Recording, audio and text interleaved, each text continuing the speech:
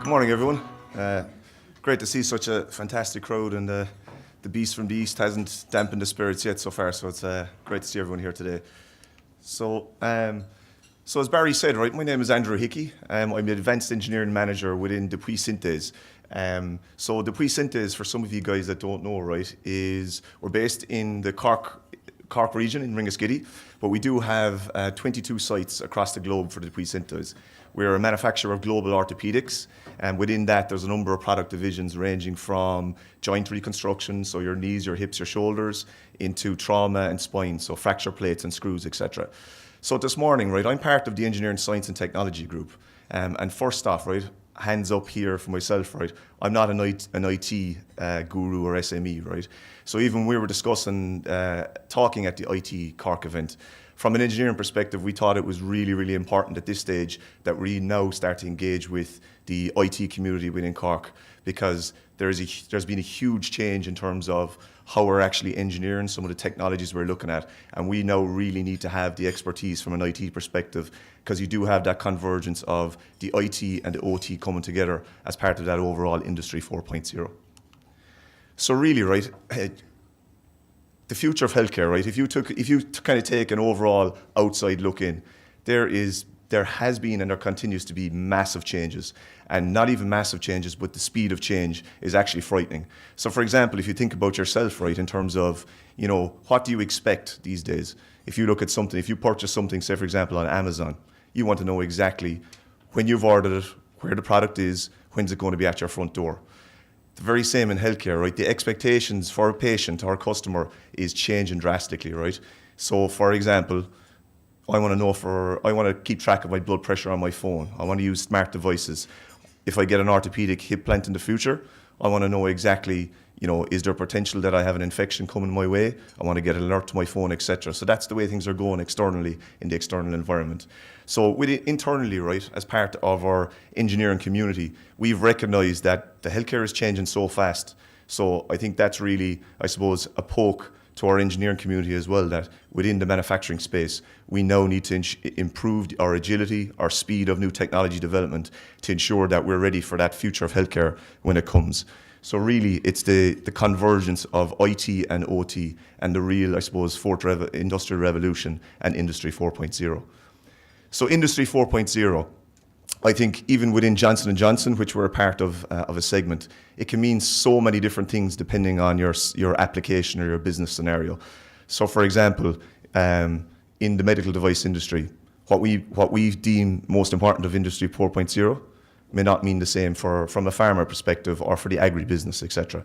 So plus, what we've decided ourselves as a business and engineering community is we need to change how we act, how we work, how we think, how we approach new technology development with our engineering business.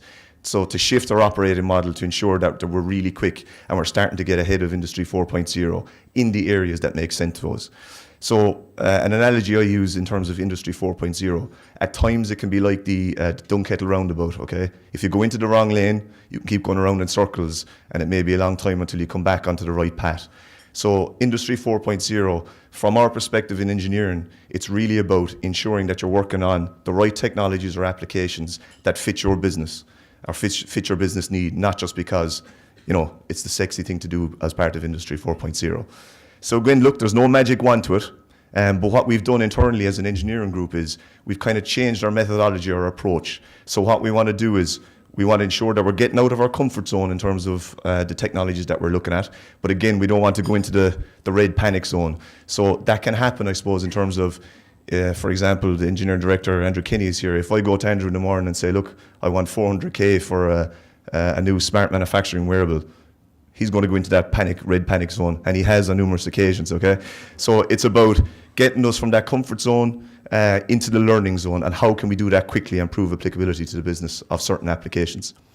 So this is the methodology that we're following now. So as part of new technologies, okay, so if you have a look up on the screen here, the first phase is the screening phase.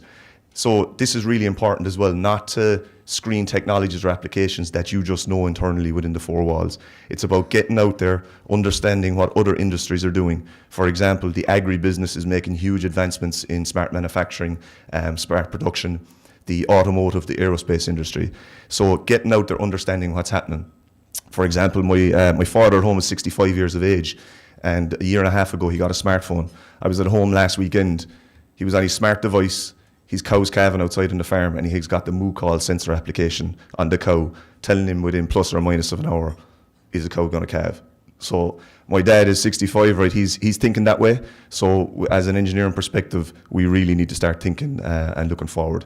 So what we're doing is, right, we've identified certain applications or Industry 4.0 technologies that we feel as a business are important to, I suppose, driving our competitiveness forward and our value to the business and to the prime person who's the customer at the very end.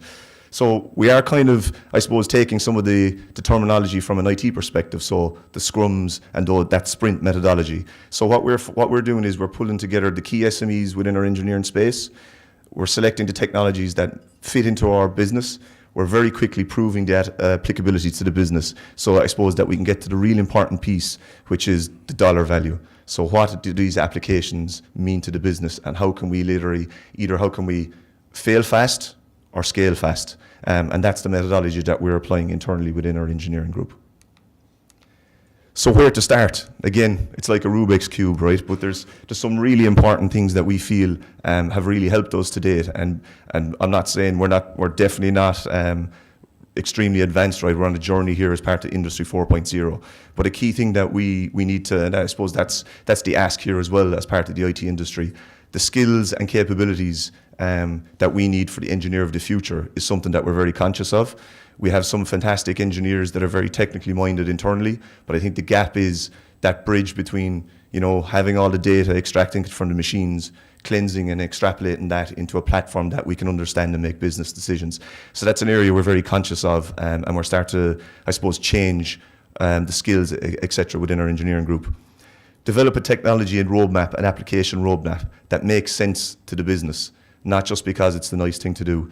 So we spent a lot of time prioritizing some of our applications and technologies, and we have a defined roadmap for the next 2 years in terms of what test and learns we're going after, what technologies are going to be going into deployment, etc.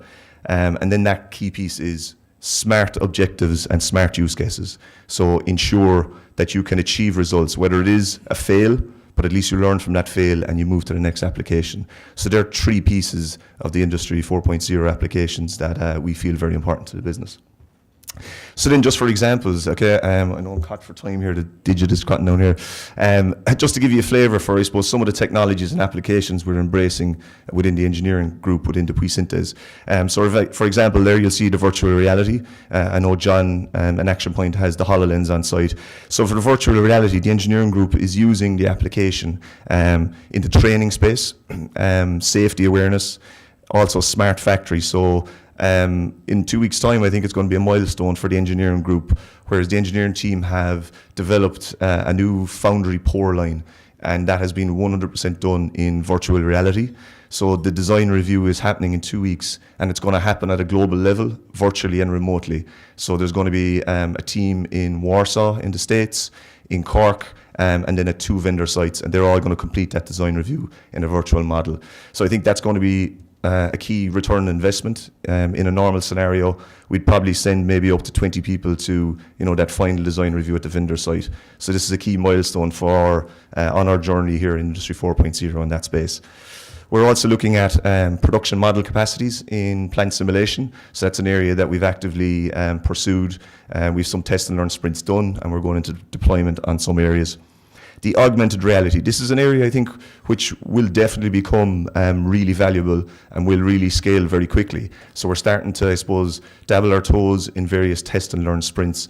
This is area I think is where, in terms of maintenance, for example, if you need to change out a spindle of a machine, etc., this augmented reality approach is going to be a very quick and slick way to do that tutorial or assembly process with a maintenance technician. Then again, you see some of the universal robots down there. So cobotics and AIV is a big one for our manufacturing process within Depuy Synthes. So obviously the cobots, there can be, I think the key thing here as well, right, for us, what we found is have processes deploy these cobots in areas that are, if possible, non-GXP, simple tasks, not complicated. Don't tie yourselves up in the validation of software validation, etc. So start simple. prove the applicability to the business. If it makes sense, then you can start to look at, I suppose, more complex scenarios. Then the smart transport systems, so autonomous intelligent vehicles. So we have one of those. It's the engineering group have it deployed on the site at the moment. I suppose the change management is a huge piece here as well. These are, I suppose, applications that can be seen as a threat, but essentially at the end of the day, they're not.